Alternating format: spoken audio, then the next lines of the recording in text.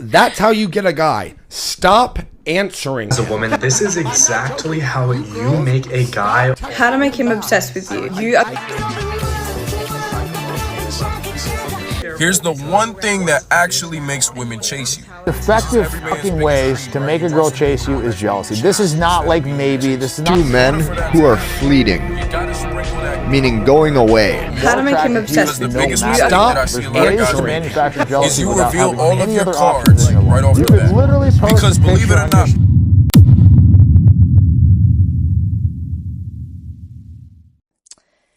I feel like modern dating has become a bit of a shit show. There is so much advice being, thrown around on how to be more of a desirable person, how to get the guy, how to get the girl. Ultimately, just like how to get someone to like you. But why should I need advice on getting someone to like me if they don't like me in the first place? I feel like the answer is really just staring us right in the face that person just obviously just isn't for us. In most cases. Hello guys, my name is Emerson and welcome to Mental Banter. Today I'm going to be talking about modern dating and just how I feel like it's become such a little crazy fucking circus that tends to drive us nuts when, maybe the simple answer is just being a bit more vulnerable and embracing the messiness of love and relationships. There are so many do's and don'ts, in relationships and how to get someone to like you. So many phrases and TikTok words that are being thrown around. If they wanted to, they would. And you can't text first. And you have to be chased and not the chaser. And you can't be too needy. And you have to act uninterested. And, dry text. And how to trick someone into missing you and yada, yada, yada. But what the fuck?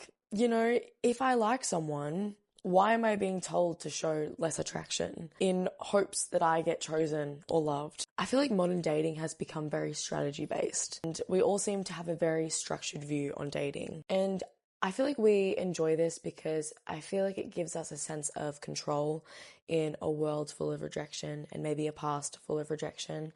Loosen your grip on that control a little bit. I feel like the best things that have ever happened to me have never been when I've been in complete control of things or when I've tried to be in complete control.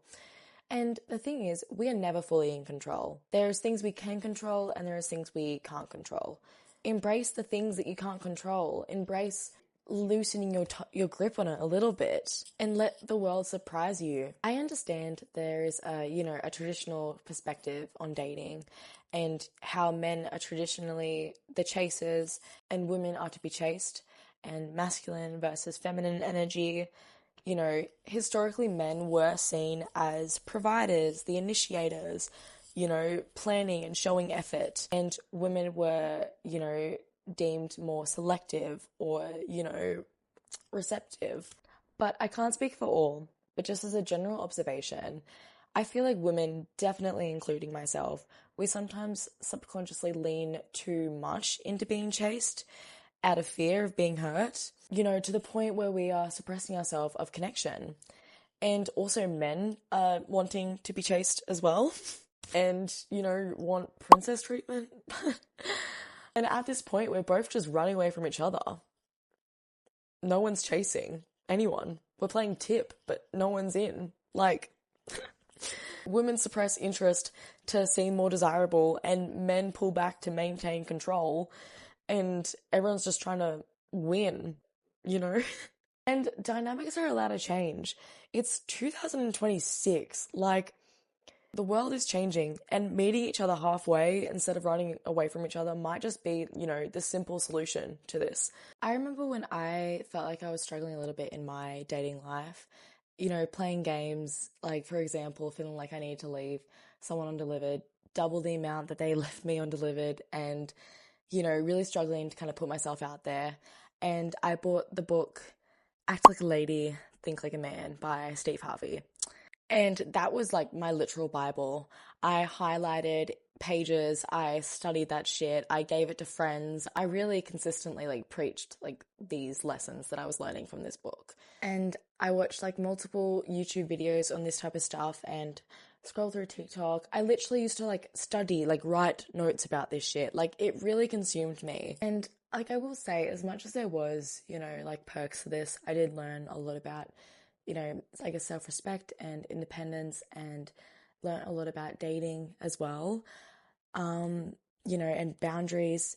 I was still led me to feel so consumed by the desire to be desired. Do you know what I mean? And I felt like I was following rules every single time I spoke to the opposite gender. And if I felt like I didn't follow those rules, like I said the wrong thing, or I was too messy or too expressive, too vulnerable, or responded too quickly, I would beat myself up about it every single time. Why are we putting so much energy into trying to be liked and desired and chased when we should actually just take someone's rejection or lack of interest as redirection? Life is way too short to sit around and wait to be chosen when we actually have the power to choose for ourselves. If you like someone, act accordingly. Simple. You don't have to overcomplicate it. And if they don't meet you there, or they reject you, or they try and play games, just don't engage. And I know it's so much easier said than done because, you know, we're humans and we're emotional and we don't tend to listen to the logical side of our brain when we are attracted to people. So it sounds a little harsh to just kind of say, you know, it's very simple. But, you know, sometimes it is easier to look at something as simple, redirection, and being like, okay, that's all right, on to the next. And the thing is, games attract players. If you are playing games, you are essentially going to be attracting somebody who also plays the game. And then you can end up in this cycle of mixed signals and overthinking, trying to outmaneuver each other instead of actually just building something real. Ask yourself, do you actually want a relationship that started with mind games? Do you want to look back on the early days in your relationship and think about how it was all built on strategy instead of just honesty? The thing is, the only way to win with someone who plays games is to not play them at all. I believe if someone is right for you, you would not have to put so much time and energy into trying to get them to like you, because they would like you for who you are. And I know it's such like a cliche, but it's the truth. And it might come as a shock to a lot of people, or even sound boring, because we are so used to chaos and highs and lows and performing for people. I believe, you know, real connection isn't built through strategy and manipulation. I believe it is built through honesty and messiness and vulnerability and, you know, just being messy and human. Embrace the embarrassment that comes along with having a crush.